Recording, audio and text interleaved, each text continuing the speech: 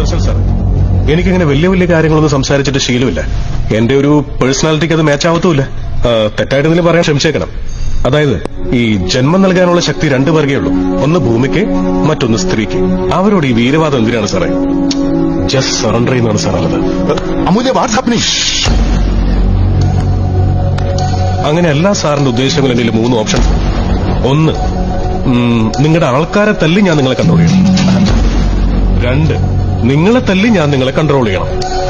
3, നിങ്ങളെ ഞാൻ തല്ലൂ എന്നുള്ള ഡൗട്ട് കൊണ്ട് നിങ്ങൾ സ്വയം കൺട്രോൾ ചെയ്യണം. ഈ 3ലും കോമൺ ആയിട്ടുള്ളത് കൺട്രോൾ ചെയ്യാന്നുള്ളതല്ല, ഞാൻ തല്ലൂ എന്നുള്ളതാണ് കോമൺ.